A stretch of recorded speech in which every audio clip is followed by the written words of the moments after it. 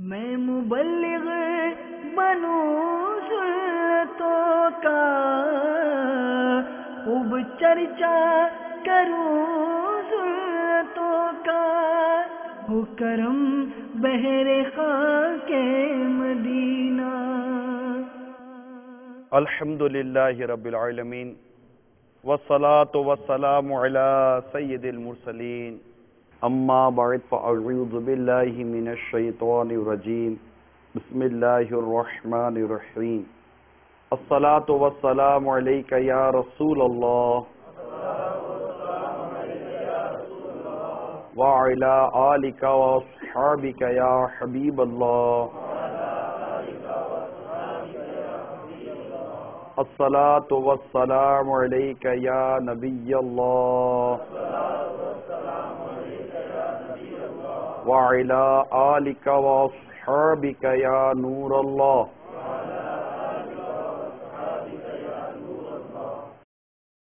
فرمان مصطفیٰ صلی اللہ تعالی علیہ وآلہ وسلم ہے، تم اپنی مجلسوں کو مجھ پر درود پڑھ کر آراستہ کرو، تمہارا درود پڑھنا قیامت کے روز تمہارے لیے نور ہوگا۔ صلو علی الحبیب۔ سرکار مدینہ راحت قلب و سینہ صلی اللہ تعالی علیہ وآلہ وسلم کی حدیث پاک کا خلاصہ عرض کرتا ہوں۔ پیارے پیارے آقا صلی اللہ تعالی علیہ وآلہ وسلم نے ارشاد فرمایا کہ دو شخصوں کے علاوہ کسی کے لیے بھی حسد جائز نہیں۔ ایک وہ شخص جسے اللہ تبارک و تعالی نے قرآن عطا کیا، یعنی قرآن کی تلاوت کرنے کی سعادت عطا کی، اور وہ اس قرآن کو دن و رات میں اللہ کے لیے تلاوت کرتا ہے، اور کوئی اسے دیکھ کر کہتا ہے کہ کاش کہ مجھے بھی ایسا قرآن نصیب ہوا ہوتا، میں بھی اللہ کی راہ میں اس کی تلاوت کرتا۔ اور ایک وہ شخص ہے جس کو اللہ تبارک و تعالیٰ نے مال دیا، اور وہ اس مال کو دن و رات میں اللہ تعالیٰ کی راہ میں خرچ کرتا ہے۔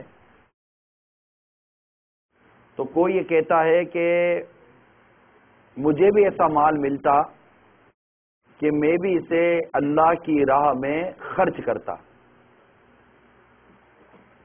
اس حدیث پاک میں لفظ حسد کا لفظ حسد آیا، لا حسدہ، یعنی ان دو کے علاوہ کسی کے لیے حسد جائز نہیں۔ یہاں جو حسد ہے، یہاں حسد سے مراد رشک ہے، رشک، غبطہ۔ ایک تو جیلیسی ہوتی ہے، حسد دیٹ مینس جیلیسی۔ تو جیلیسی اس تو پروہیبٹڈ ان اسلام، کسی کو بھی جیلیسی کرنے کی اجازت نہیں ہے۔ مگر یہاں پر جو حسد کا لفظ استعمال ہوا حدیث پاک میں، اس سے مراد یہ وہ حسد نہیں ہے جس کو ہم جیلیسی کا نام دیتے ہیں، اس کو کہتے ہیں رشک۔ کیا کہتے ہیں؟ اینوی، رشک، غبطہ، غین با طا، غبطہ، یعنی کسی کو دیکھ کر یہ سوچنا کہ یار مجھے بھی ایسا ملتا نا، یعنی اس سے وہ چیز ضائع ہو جائے یہ نہیں، اس کے پاس ہے اللہ اس کو اور برکت دے، مجھے بھی یہ نصیب ہو جائے تاکہ میں بھی یہ کام کرتا۔ تو ان دونوں میں فرق ہے، حسد میں اور رشک میں فرق ہے۔ کسی کی خوبصورتی کو دیکھ کر رشک آتا ہے، کسی کی دولت کو دیکھ کر رشک آتا ہے، کسی کے مال و دولت کو دیکھ کر رشک آتا ہے، اور کسی کو حسد آتا ہے۔ تو حسد یہ تو نیکیوں کو اس طرح کھا جاتا ہے جیسے کہ آگ لکڑی کو کھا جاتی ہے، تو جیلیسی تو نہیں ہونی چاہیے۔ اور یہ جو دو افراد ہیں ان کے لیے رشک کرنا یہ پسندیدہ ہے، اس کو اسلام نے پسند کیا ہے، اس کو محمود کہتے ہیں۔ کون سے دو؟ ایک وہ جسے اللہ تبارک و تعالیٰ نے مال دیا، وہ دن و رات میں اللہ کے لیے مال خرچ کرتا ہے، اور ایک وہ جسے اللہ تعالیٰ نے قرآن عطا کیا، وہ دن و رات میں اللہ کے لیے قرآن کی تلاوت کرتا ہے۔ ان دو کے لیے رشک کیا تھا؟ پسند ہے، جائز تو تھا، جائز۔ کسی کا مال، گاڑی دیکھا، مکان دیکھا، صحت دیکھی، خوبصورتی دیکھی، لباس دیکھا، ان تمام چیزوں میں بھی رشک جائز ہے، مگر جس رشک کو اسلام نے پسند کیا ہے وہ یہ دو میں خاص طور پر بیان کیا گیا۔ تو ان میں دو چیزیں ہیں، ایک ہے قرآن کی تلاوت اور ایک ہے مال، کہ اللہ تعالیٰ جس کو مال عطا کرے اور وہ اس کو چاہیے کہ وہ مال اللہ کی راہ میں خرچ کرے۔ اچھا، اس کا تعلق صرف مالدار ہونے سے نہیں ہے کہ جو مالدار ہوتا ہے وہی صرف اللہ کی راہ میں مال خرچ کرتا ہے، عام آدمی بھی مال تو خرچ کر سکتا ہے نا۔ مالدار لاکھوں روپے خرچ کرے گا، تو جو مالدار نہیں ہوتا وہ سینکڑوں تو خرچ کر سکتا ہے، 100 تو خرچ کر سکتا ہے، 200 خرچ کر سکتا ہے۔ تو خرچ کرنے کا تعلق یہ دل سے ہے، مال سے نہیں ہے۔ اللہ تعالیٰ دل عطا کرے گا، ہم اس کی راہ میں خرچ کرتے رہیں۔ البتہ جو دوسری چیز ہے وہ ہے قرآن پاک کی تلاوت، کہ جس کو اللہ تعالیٰ نے قرآن عطا کیا وہ اچھا قرآن پڑھتا ہے اور اس قرآن کو اللہ کی رضا کے لیے تلاوت کرتا ہے دن اور رات میں، اور کوئی اس کو دیکھ کر یہ تمنا کرتا ہے کہ کاش مجھے بھی ایسا قرآن نصیب ہوا ہوتا، میں بھی اس کو اللہ کی راہ میں پڑھتا، تو اس کو حدیث پاک میں پسند کیا گیا ہے۔ تو اللہ تعالیٰ ہم سب کو درست قرآن پڑھنے کی توفیق عطا فرمائے۔ تو میں انشاءاللہ تبارک و تعالی یہاں چند مدنی پھول آپ کو قرآن پاک پڑھنے کے حوالے سے عرض کرنے کی کوشش کرتا ہوں۔ ہمارے آقا مکی مدنی مصطفیٰ صلی اللہ تعالی علیہ وآلہ وسلم نے ارشاد فرمایا، ان دلوں میں بھی زنگ لگ جاتا ہے، جس طرح لوہے میں پانی لگنے سے زنگ لگتا ہے۔ عرض کی یا رسول اللہ صلی اللہ تعالی علیہ وسلم، اس کا علاج کس سے ہوگا؟ جب دلوں کو زنگ لگ جائے تو اس کا علاج کس سے ہوگا؟ تو سرکار صلی اللہ تعالی علیہ وسلم نے ارشاد فرمایا، کثرت سے موت کو یاد کرنے اور تلاوت قرآن سے۔ تلاوت قرآن سے یہ دلوں کا زنگ دور ہوتا ہے اور دلوں کو زنگ لگتا ہے، یہ یاد رکھیے گا۔ اور اس کے زنگ لگنے کی بہت ساری صورتیں ہوتی ہیں جو ہر انسان سمجھ سکتا ہے کہ دلوں کو بھی زنگ کیسے لگے گا۔ اب زنگ لگ گیا تو اس کا علاج ہونا چاہیے، جیسے لوہے کو زنگ لگتا ہے تو اس کا علاج نکالتے ہیں، تو اس کا علاج ہے موت کی یاد کثرت سے کرو کہ ہمیں مرنا ہے، ہمیں مرنا ہے۔ اور یہ شعر یاد رکھیے، ایک دن مرنا ہے آخر موت ہے، کر لے جو کرنا ہے آخر موت ہے۔ جب انسان کے پیش نظر ہر وقت موت ہوتی ہے نا، کہ میں کبھی بھی مروں گا، کبھی مروں گا۔ آپ کے یہاں لیبر بھی ہے، مزدوری کرتے ہیں، کتنے لوگ مرتے رہتے ہوں گے، انتقال ہو جاتا ہوگا، مزدوری کے دوران انتقال ہو جاتا ہوگا، یہاں کانے وغیرہ بھی ہیں، کچھ مال وال نکالتے رہتے ہیں۔ تو عموماً اس طرح کی جگہوں پر موتیں زیادہ آتی ہیں، لیبر جو ہے نا وہ زیادہ حادثات کا شکار ہوتی ہے۔ جو دنیا سے جاتا ہے وہ بھی احتیاط تو کر ہی رہا ہوتا تھا، مگر موت کا وقت آ جاتا ہے تو وہ مر جاتا ہے، ہارٹ فیل ہو جاتا ہے، ایکسیڈنٹ ہو جاتا ہے، کوئی بھی وجہ ہو سکتی ہے کہ انسان کی موت واقع ہو سکتی ہے۔ اگر ہمارے پیش نظر موت ہوگی نا تو ہم مرنے کے بعد کی تیاری کریں گے۔ اگر ہمارے پیش نظر موت ہوگی، ہم چونکہ موت کو یاد نہیں کرتے، حالانکہ ہم کو پتہ ہے کہ مریں گے۔ ہمارے جینے کا انداز، ہمارے گھروں کا انداز ایسا ہے جیسے کہ ہمیں ہمیشہ ہمیشہ یہیں رہنا ہے، جبکہ ہمیں یہاں ہمیشہ رہنا نہیں ہے۔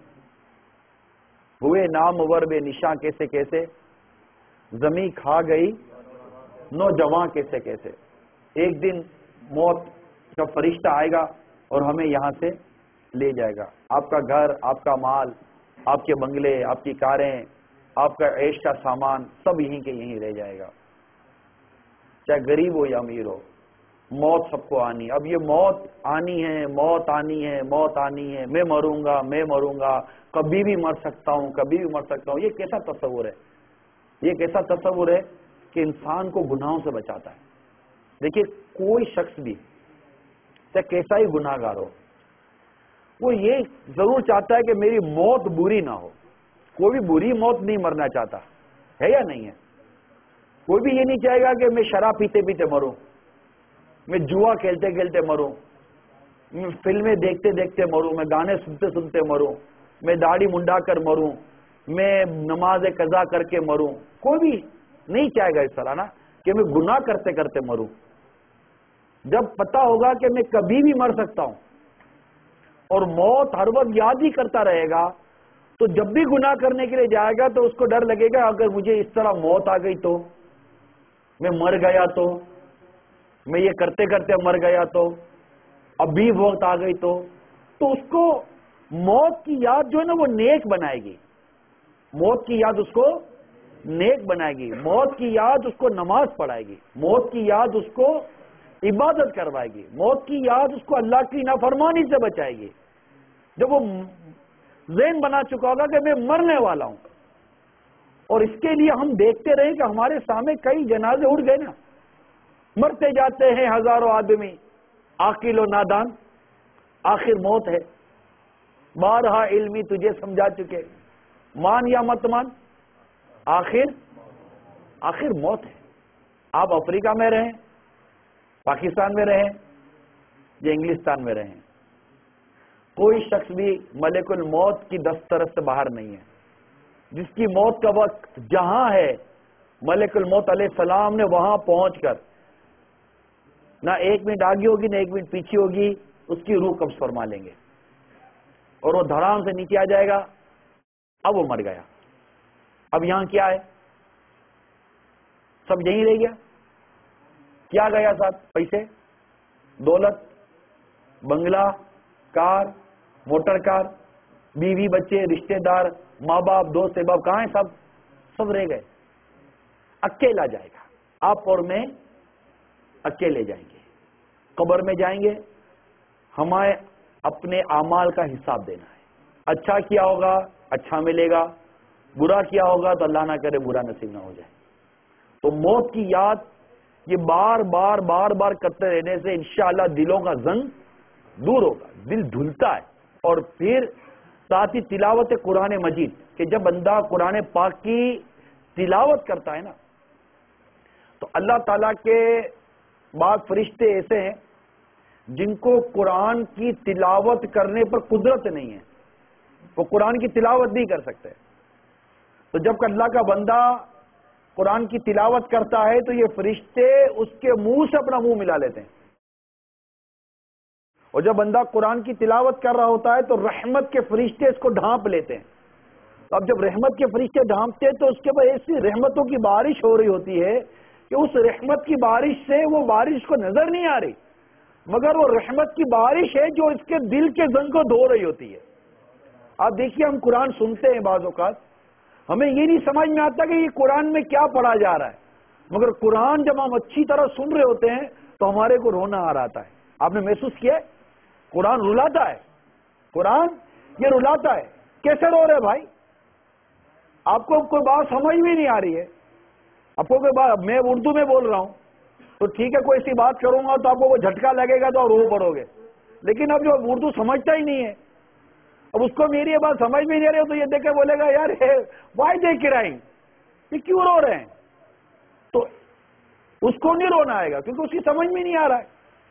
مگر قرآن کا یہ اعزاز ہے، قرآن کا یہ اعزاز ہے، قرآن کی برکت ہے کہ سمجھ میں آئے یا نہ آئے، جب بندہ قرآن کی تلاوت سنتا ہے تو اس کے دل کا زنگ دھلتا ہے اور اس کا دل دھلتا ہے اور اس کے دل میں خوف خدا پیدا ہوتا ہے، رقت پیدا ہوتی ہے، وہ روتا ہے. یہ قرآن پاک کی برکت ہے. یہ محسوس کیا ہے آپ نے کبھی؟ تو قرآن پاک یہ دلوں کا زنگ دور کرتا ہے. ابی بن کعب رضی اللہ تعالیٰ عنہ سے مروی ہے کہ رسول اکرم صلی اللہ تعالی علیہ وسلم نے فرمایا، اے ابو المنذر، یہ ابی بن کعب رضی اللہ تعالیٰ عنہ کی کنیت ہے، تمہارے پاس قرآن کی سب سے بڑی آیت کون سی ہے؟ میں نے کہا اللہ عز و جل اس کے پیارے حبیب صلی اللہ تعالی علیہ وسلم بہتر جانتے ہیں. سرکار صلی اللہ تعالی علیہ وسلم نے فرمایا، اے ابو المنذر، تمہیں معلوم ہے کہ قرآن کی کون سی آیت تمہارے پاس سب میں بڑی ہے؟ میں نے عرض کی، اللہ لا الہ الا هو الحی القیوم، یعنی آیت الکرسی. سرکار صلی اللہ تعالی علیہ وسلم نے میرے سینے پر ہاتھ مارا، فرمایا ابو المنذر تم کو علم مبارک ہو. یعنی یہ ان کو پتا تھا کہ قرآن مجید کی سب سے بڑی آیت کون سی ہے؟ آیت الکرسی. اور یہ وہ آیت کریمہ ہے کہ جو کوئی فرض نماز کے بعد اس آیت کریمہ کو پڑھتا ہے تو اس آیت کریمہ کے پڑھنے والے اور جنت کے درمیان صرف موت فاصلہ ہے, وہ مرتے ہی جنت میں داخل ہو جائے گا. آپ نے دیکھا کہ آیت الکرسی پڑھنے والے کے لیے کتنی برکت ہے. سورہ یاسین, جو شخص سورہ یاسین کی تلاوت کرتا ہے اللہ تعالیٰ اسے 10 قرآن ختم کرنے کا ثواب عطا فرماتا ہے سورہ یاسین پڑھنے والے کے لیے. اور سرکار صلی اللہ تعالی علیہ وسلم نے فرمایا سورہ کہف کی پہلی 10 آیتیں جو شخص یاد کرے وہ دجال سے محفوظ رہے گا. ایک اور حدیث پاک میں ہے کہ سرکار مدینہ صلی اللہ تعالی علیہ وسلم نے فرمایا سورہ بقرہ کی آخری 2 آیتیں جو شخص رات میں پڑھ لے وہ اس کے لیے کافی ہیں. یعنی وہ آیتیں اس کے لیے کافی ہیں. اللہ نے چاہا تو 2 آیتوں سے اس کو دنیا آخرت کی بہت برکتیں نصیب ہوں گی. اسی طرح اللہ تعالیٰ نے آسمان و زمین کے پیدا کرنے سے 2000 برس پہلے ایک کتاب لکھی. اس میں سے 2 آیتیں جو سورہ بقرہ کے ختم پر ہیں, جس گھر میں 3 راتوں تک پڑھی جائیں شیطان اس کے قریب نہیں جائے گا. یہ بھی ایک برکت ہمیں پتہ چلی. پھر ایک حدیث میں سورہ بقرہ کے خاتمے کی 2 آیتیں اللہ تعالیٰ کے اس خزانے میں سے ہیں جو عرش کے نیچے ہے. اللہ عز و جل نے مجھے یہ دونوں آیتیں دی, انہیں سیکھو اور اپنی عورتوں کو سکھاؤ کہ وہ رحمت ہیں اور اللہ تعالیٰ سے نزدیکی اور دعا ہیں. سیکھنا بھی ہے اور اپنے گھر کی عورتوں کو سکھانا بھی ہے. ایک اور حدیث سنیے. قرآن مجید میں 30 آیت کی ایک سورت ہے,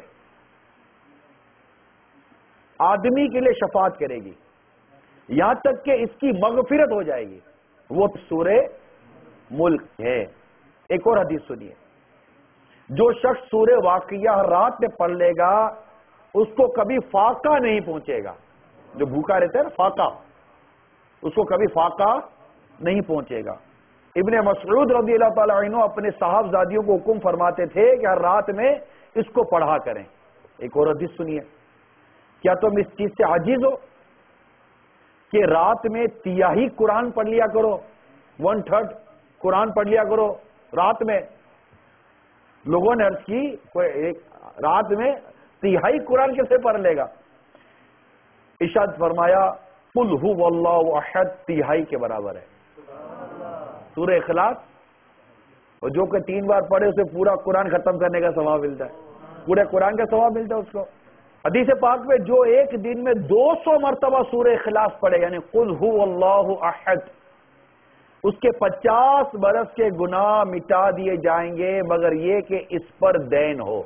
یعنی اس کے 50 سال کے گناہ مٹا دیے جائیں گے مگر جس پر دین ہو, یعنی جس پر قرض ہو. قرض معاف نہیں ہے, قرض تو شہید کو بھی معاف نہیں ہے کہ قرض تو ادا کرنا پڑے گا. اگر کسی کا قرض لے کر بیٹھے ہوئے ہیں تو وہ تو وقت پر ادا کر دیں.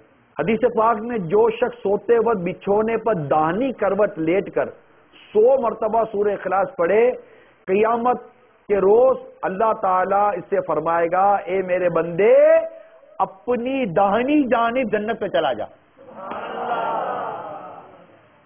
سرکار صلی اللہ تعالی علیہ وسلم نے ایک شخص کو سورہ اخلاص پڑھتے سنا, قل هو اللہ احد پوری سورت پڑھتے ہوئے سنا, فرمایا جنت واجب ہو گئی. کیا ہو گئی؟ جنت واجب ہو گئی. ہائے ہائے. کسی نے پوچھا یا رسول اللہ صلی اللہ علیہ وسلم قرآن میں سب سے بڑی سورت کون سی ہے؟ سب سے بڑی سورت کون سی ہے؟ ارشاد فرمایا قل هو اللہ احد. اس نے عرض کی قرآن میں سب سے بڑی آیت کون سی ہے؟ فرمایا آیت الکرسی. اس نے کہا یا رسول اللہ صلی اللہ تعالی وسلم کون سی آیت آپ کو اور آپ کی امت کو پہنچنا محبوب ہے, یعنی اس کا فائدہ و ثواب؟ فرمایا سورہ بقرہ کے خاتمے کی آیت کہ وہ رحمت الہی کے خزانے سے عرش الہی کے نیچے سے ہے. اللہ تعالیٰ نے وہ آیت اس امت کو دی, دنیا اور آخرت کی کوئی خیر نہیں مگر یہ اس پر مشتمل ہے, یعنی دنیا آخرت کی ساری خیریں اس کے اندر ہیں. تو میرے میٹھے اور پیارے اسلامی بھائیوں, بہت ساری ایسی حدیثیں قرآن پاک کی تلاوت پر موجود ہیں. قرآن مجید پڑھنے اور پڑھانے کے اتنے فضائل ہیں کہ اتنا سمجھ لیجئے کہ یہ اللہ تعالیٰ کا کلام ہے. اس پر اسلام اور احکام اسلام کا مدار ہے. اس کی تلاوت کرنا، اس میں تدبر کرنا، غور کرنا آدمی کو اللہ تعالیٰ تک پہنچا دیتا ہے، اللہ تعالیٰ کا قرب نصیب ہوتا ہے. ایک حدیث پاک میں ہے کہ سرکار مدینہ صلی اللہ تعالی علیہ وسلم نے فرمایا تم میں سے بہتر وہ شخص ہے جو قرآن سیکھے اور سکھائے. تو میرے میٹھے اور پیارے اسلامی بھائیوں، اس کے ثواب کی کوئی انتہا نہیں ہے. بہت ثواب ہے قرآن پاک پڑھنے پر اور پڑھانے. یہاں تک کہ جس پر قرآن پڑھنا مشکل ہو، شاق ہو، پرابلم کریٹ ہوتا ہو، اس کے لیے قرآن پاک پڑھنے. اس کے لیے بھی حدیث ہے کہ جو قرآن پڑھنے میں ماہر ہے وہ کرامن کاتبین کے ساتھ ہے. یعنی قرآن ماہر ہے وہ کس کے ساتھ ہے؟ کرامن اور کاتبین کے ساتھ ہے. اور جو شخص رک رک کر قرآن پڑھتا ہے اور وہ اس پر شاق ہے، پرابلم ہے، اس کو رک رک کر قرآن پڑھتا ہے، اس کی زبان آسانی سے نہیں چلتی، تکلیف کے ساتھ ادا کرتا ہے، اس کے لیے 2 اجر ہے، اس کے لیے دگنا ثواب ہے. تو میرے میٹھے اور پیارے اسلامی بھائیوں، ایسی بہت ساری روایتیں ہیں، حتیٰ کہ جو شخص دنیا میں جس طرح قرآن پڑھتا ہے، روایت کا یہ مضمون ہے، قیامت کے روز اس سے کہا جائے گا کہ جس طرح دنیا میں قرآن پڑھتا تھا، پڑھتا جا اور جنت کے درجے چڑھتا جا. جتنا قرآن پڑھے گا اس حد تک جنت کا سارا حصہ اس کے نام کر دیا جائے گا. یہ ہے قرآن. قرآن شفاعت کرے گا، قرآن عذاب قبر سے بچاتا ہے، قرآن اپنے پڑھنے والے کی شفاعت کرتا ہے. قرآن کی بڑی برکت ہے. یہ قرآن ہمیں اللہ تعالیٰ نے عطا کیا. پیارے حبیب صلی اللہ تعالی علیہ وسلم کے قلب اطہر پر اس قرآن پاک کو نازل فرمایا. اس میں ہمارے لیے راہ ہدایت ہے، اس میں ہمارے لیے تقوی ہے، اس سے دلوں کا زنگ دور ہوتا ہے، اس سے اللہ کی رحمت نصیب ہوتی ہے.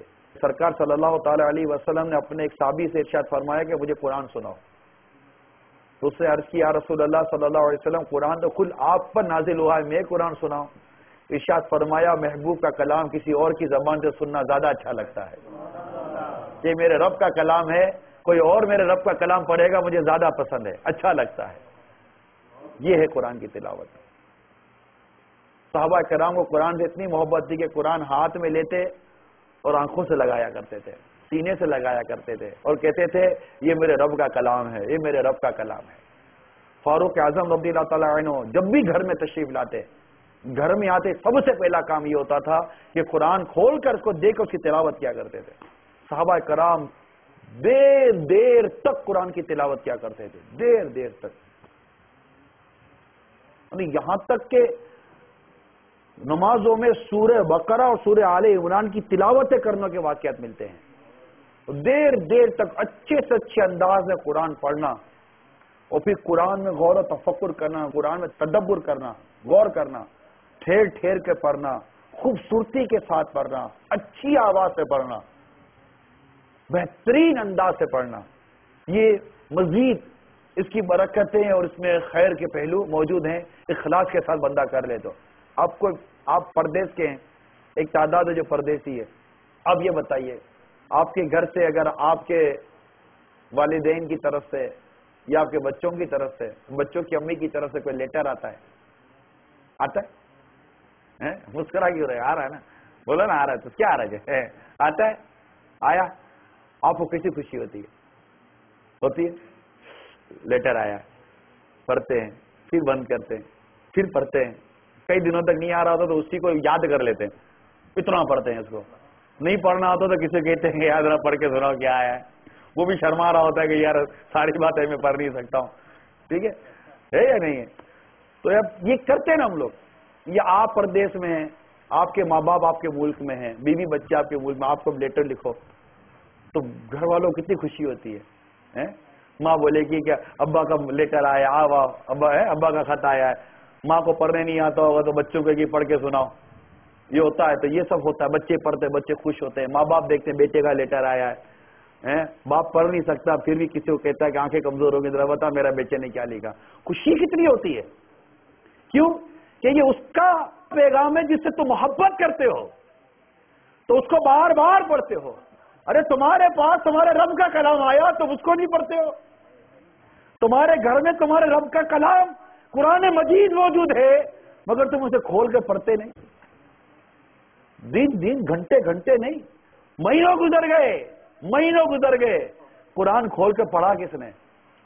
قرآن کھولا کس نے کہ میں قرآن کھول کے دیکھوں تو صحیح، قرآن کھول کے پڑھوں تو صحیح کہ میرا رب مجھے کیا فرما رہا ہے.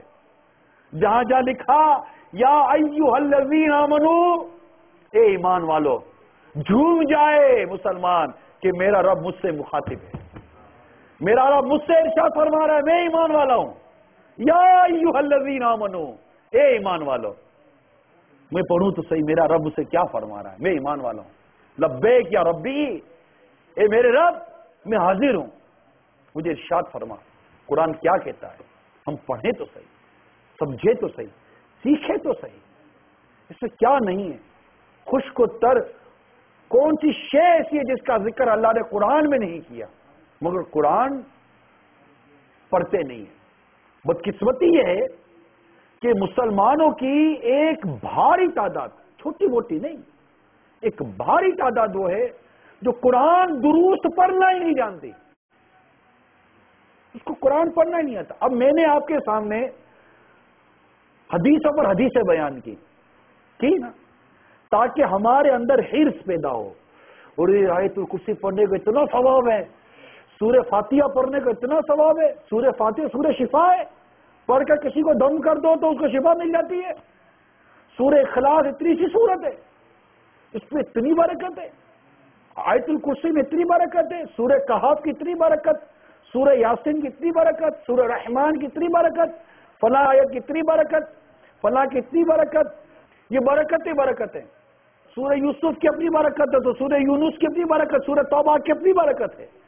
اور سورتوں کے نام بھی نہیں آتے، سورتوں کے نام بھی نہیں آتے. سورہ محمد کب پڑھیں گے؟ سورہ جین کب پڑھیں گے؟ کب پڑھیں گے یہ سورتیں؟ سورہ نور جس میں پورے معاشرے کو درست کرنے کا سبق ہے، لیسن ہے، پیغام ہے، بیان ہے سورہ نور کے اندر، کب پڑھیں گے؟ کہ خود ہی سے پاک میں کہ اپنی عورتوں کو سورہ نور کی تعلیم دو. کب پڑھیں گے؟ پڑھنے نہیں آتا. قرآن کی تلاوت یہ نماز میں کیا ہے؟ فرض ہے. ایک مقدار کے مطابق قرآن کی تلاوت نماز میں کیا ہے؟ فرض ہے. اب یہ فرض ادا نہیں ہوگا صحیح معنوں میں تو نماز ہوگی؟ نماز نہیں ہوگی.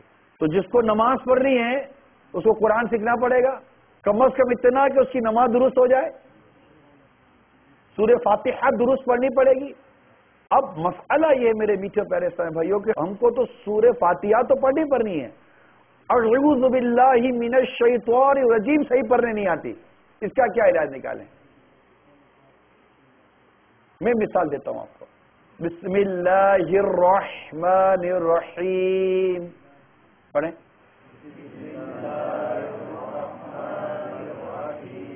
اب ہا نکلے گا نہیں، ہم رحمان الرحیم پڑھتے ہیں. کیا پڑھتے ہیں؟ بسم اللہ الرحمن الرحیم. میں نے سمجھانے کے لیے پڑھا ہے. معنی بدل نہیں جائیں گے؟ کیا نہیں ہو جائے گا؟ ایک ہے ہا اور ایک ہے ہا. ایک سے حلوہ لکھتے ہیں اور ایک سے ہاتھی لکھتے ہیں. ٹھیک ہے؟ جب دونوں کے شکل میں فرق ہے، دونوں کی شکل میں فرق ہے تو دونوں کے پڑھنے میں فرق نہیں آئے گا. کیا یہ سیکھا کہ ہا کب پڑھیں گے اور ہا کیسے پڑھیں گے؟ ہا کہاں سے نکلے گا اور ہا کہاں سے نکلے گا؟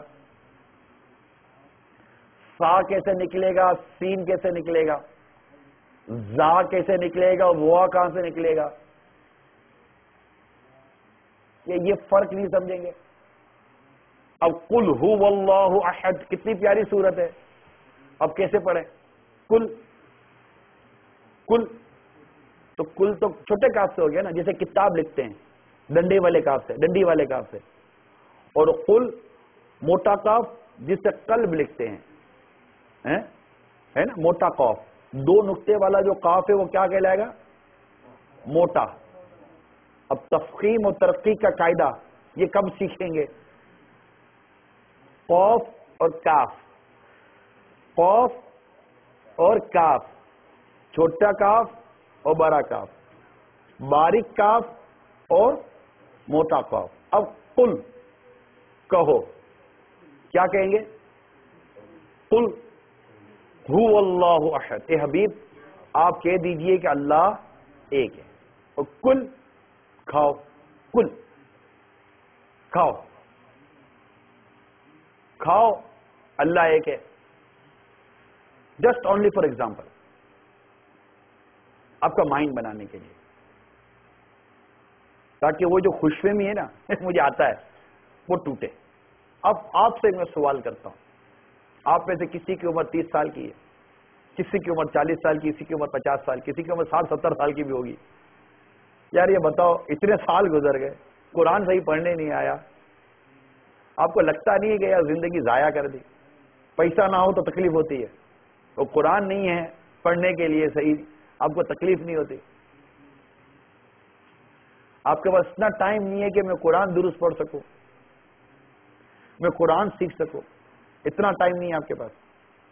آپ بولو گے ہم کو سکھائے کون؟ آپ یہی کہو گے سکھائے کون؟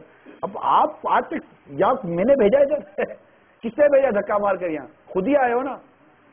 جب پیسہ کمانا تھا تو 7 سمندر پار کر کر اس ساؤتھ افریقہ کے بھی اس برگر اسپاٹ پر پہنچ گئے آپ، جس کا نام بھی کہیں نہیں سنا تھا، ادھر پہنچ گئے، یہاں پیسہ مل رہا ہے. ٹھیک ہے نا؟ تو پیسہ کمانے کے لیے آپ نے اپنا راستہ خود نکالا. تو قرآن سیکھنے کے لیے راستہ نہیں نکال سکتے تھے؟ نماز سیکھنے کے لیے راستہ نہیں نکال سکتے تھے؟ اللہ کی عبادت درست طریقے سے کرنے کے لیے راستہ نہیں نکلتا ان سے؟ ابھی یہاں سے بتا دے کہ فلاں جگہ پر جاؤ تو وہاں زیادہ تم کو ملے گا، تو بولے کہ بیگ میرا بھیج دینا میں جا رہا ہوں، پہلے سے نکل جائے، کسی کو پتا چل جائے گا وہ میرے سے پہلے پہنچ جائے گا. پیسہ پیسہ پیسہ پیسہ، دولت دولت، مال مال، یہی ایک دھن ہے، ایک ہی دھن ہے. ہمیں پیسہ چاہیے، پیسہ چاہیے. پیسہ نہیں ہے موڈ خراب، نیکیاں نہیں ہے پتہ ہی نہیں ہے، کام کی چھٹی ہو گئی بے چینی، نماز فجر کی قضا ہو گئی کوئی بے چینی نہیں ہے. بتاؤ کس کو افسوس ہوتا ہے فجر کی نماز قضا کر کے؟ کون فجر کی نماز کے لیے نہ اٹھنے پر روتا ہے اللہ کے حضور، یا اللہ معاف کر دے میری آج فجر کی نماز قضا ہو گئی؟ کون روتا ہے یار؟ کس کو رونا آتا ہے؟ دن دہاڑے ظہر عصر مغرب عشاء، ارے ساری نمازیں تو قضا کرتے ہیں کرنے والے، کس کو افسوس ہوتا ہے؟ درندے کے ساتھ، بے باکی کے ساتھ، اعلانیہ سب کے سامنے نمازیں قضا کر رہے ہیں.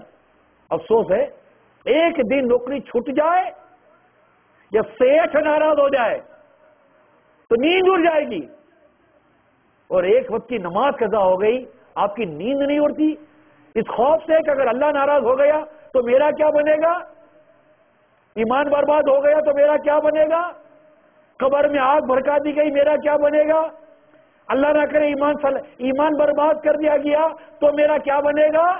یہ نہیں ڈرتے، یہ نہیں سوچتے، صرف پیسہ. یار اب سوچو یار، کیا یہاں صرف پیسہ کمانے کے لیے ہم پیدا ہوئے ہیں؟ میں نہیں کہتا کہ روزگار مت کماؤ، اب دنیا میں جہاں بھی رزق حلال ملتا ہے آپ کے نصیب میں آپ کمائیے یار، روزگار کمانے سب کو کون روکتا ہے؟ مگر آپ نے ایسا کیسا روزگار بنا لیا کہ آپ کو اور ہم کو نماز کی پرواہ نہیں ہے، اسلام کی پرواہ نہیں ہے کہ میں اپنا دین اپنا اسلام سیکھوں. ہم مسلمان ہیں یار، ہم دنیا کے کسی کونے میں بھی رہیں ہم مسلمان ہیں، ہمارا دل عبادت میں لگنا چاہیے تھا. آپ کا کون سا کاروبار ہے جو آپ کو نماز کے لیے روکتا ہے؟ آپ کا کون سا کاروبار ہے جو آپ کو مسجد میں حاضری سے روکتا ہے؟ آپ کا کون سا کاروبار ہے جو آپ کو امام اور داڑھی اور سنتوں بڑے لباس سے روکتا ہے؟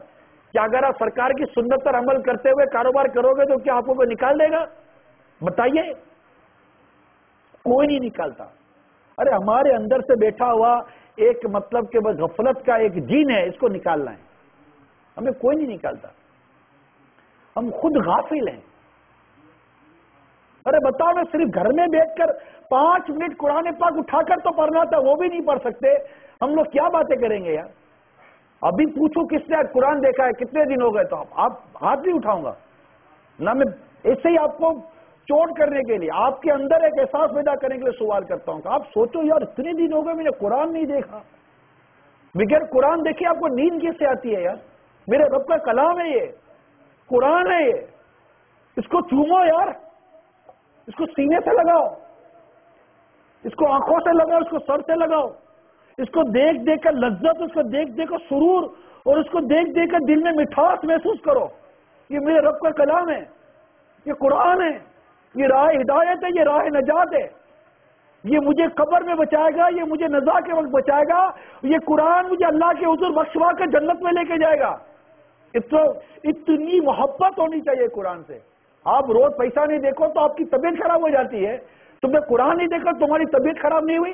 تمہیں قرآن سے بڑھ کر اس نوٹوں کی محبت، کاغذ کی نوٹیں تمہارے اندر گھر کر گئی، اور ایک کاغذ میں لکھا ہوا قرآن تمہیں اچھا نہیں، مطلب اس سے تمہیں محبت نہیں ہوتی. جب سوچیے اپنے اندر قرآن کی محبت پیدا کیجئے، اپنے اندر قرآن کا عشق پیدا کیجئے، قرآن پڑھنے کی حرص پیدا کیجئے، لالچ پیدا کیجئے کہ میں قرآن پڑھوں گا بس، اور میں اچھے سے اچھا قرآن پڑھوں گا، عمدہ سے عمدہ قرآن پڑھوں گا. مسلمان کو تو ایسا ہونا چاہیے کہ اگر مسجد میں ہے، امام نہیں ہے، جس مسلمان کا ہاتھ پکڑ پر مصلی پہ کھڑا کرو اس مسلمان کو نماز پڑھانے آنی چاہیے. مسلمان کے اندر تو اتنی کوالٹی ہونی چاہیے نا کہ وہ امامت کا اہل تو ہو. یہاں تو اپنی نماز کا ٹھکانہ نہیں ہے، غسل ہم کو کرنا نہیں آتا، وضو ہم کو کرنا نہیں آتا، قرآن ہم کو پڑھنا نہیں آتا، نماز ہم کو پڑھنے نہیں آتی، سچ ہم کو بولنا نہیں آتا، غیبت سے ہم کو بچنا نہیں آتا، جھوٹ سے ہم نہیں بچ سکتے، حلال روزی ہم نہیں کما سکتے، سود سے ہم نہیں بچ سکتے، جوئے سے ہم نہیں بچ سکتے، رشوت سے ہم نہیں بچ سکتے، ماں باپ کو ستانے سے ہم نہیں بچ سکتے، گالی دینے سے ہم نہیں رکتے، گانے بازوں سے ہم نہیں رکتے، فلمیں ڈراموں سے ہم نہیں رکتے. ارے برائی سے کون سے رکتے ہم لوگ بھائی؟ اب رہ کیا گیا ہے؟ اب آئی موت، آئی، یقین مانو موت آئی، مرنے والے خدا کی قسم مرنے والے ہیں ہم لوگ، جلدی مرنے والے، بس آئی اب آئی کہ موت آئی. کیا تیاری ہے موت کی؟ کیا لے کے جائیں گے؟ ارے لاش بھی پتہ نہیں ملک جائے گی کہ نہیں جائے گی، اس کا بھی اتنا خرچہ ہوگا وہ آپ کے پاس بھی نہیں ہوگا. وہ جہاں بھی مریں گے قبر کا حساب تو شروع ہو جائے گا نا، قبر کا سوال جواب تو شروع ہو جائے گا. چاہے جہاز میں پھٹ کر مرے، سمندر میں ڈوب کے مرے، یا کوئی شیر کھا جائے، درندہ کھا جائے، پھاڑ پھوڑ کر رکھ دے، یا بستر پر مر جائے، یا قبر میں جائیں یا نہ جائیں، عذاب اور ثواب کا معاملہ تو شروع ہو جائے گا. کیا تیاری ہے بھائی مرنے کے بعد کی؟ سوچا کبھی آپ نے؟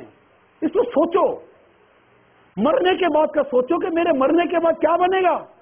یہ کوئی بھی نہیں ہوگا، کچھ بھی نہیں ہوگا، صرف اعمال ہوں گے. اور اعمال کا جائزہ لیجئے، کیا ہے میرے پاس اعمال؟ کچھ بھی تو نہیں ہے یار. میں آج مر گیا تو سوچو یار، میں آج مر گیا تو اتنی موت کی باتیں ہوتی ہیں، کیا پتا میں مر جاؤں، آج ہی مجھے مرنا ہے، کیا پتا آج ہی مرنا. اچھا نہیں ہے کہ میں توبہ کر کے مروں، کہ بندہ جس نیت پر مرتا ہے اسی نیت پر اٹھایا جائے گا. ہم کس نیت پر مر رہے ہیں؟ اچھی نیتیں تو کر لو یار، توبہ تو کر لو. کیا میں نے جو بیان کیا آپ کو لگتا نہیں ہے کہ میں بہت گناہ گار ہوں، میں بہت سیاہکار ہوں، میں بہت بدکار ہوں، میں نے اللہ کی بہت نافرمانیاں کی ہیں. اب میں اللہ کی حضور توبہ کر کے اس کو راضی کروں کہ اللہ تعالیٰ توبہ کرنے والوں کو پسند کرتا ہے، اور گناہوں سے توبہ کرنے والا ایسا ہے جیسے اسے گناہ کیا ہی نہیں. اور میں بس اب قرآن پڑھوں گا، قرآن سیکھوں گا. آپ کا جی نہیں چاہتا میں قرآن سیکھوں؟ کس کس کو قرآن سیکھنا ہے یہ بتا دو. چلو جس کو سیکھنا ہے وہ ہاتھ اٹھائے سنجیدگی کے ساتھ. سیکھنا ہے ٹھیک ہے، آپ کو انشاءاللہ ہم قرآن سکھائیں گے. آپ سے ایک پیسہ نہیں لیں گے. دعوت اسلامی پیسہ نہیں لیتی، دعوت اسلامی صرف آپ کا وقت لیتی ہے، اور آپ ہی کے لیے آپ کا وقت لیتی ہے. تو آپ میں سے کون کون قرآن سیکھنے کے لیے ہمیں روزانہ رات کو 2 گھنٹے دے گا، مغرب سے عشاء، ڈیلی نائٹ only 2 hours ان مسجد، مغرب سے عشاء.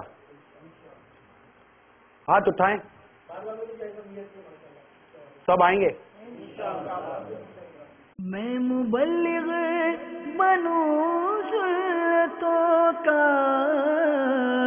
خوب چرچا کروں سنتوں کا، ہو کرم بہر خاک مدینہ۔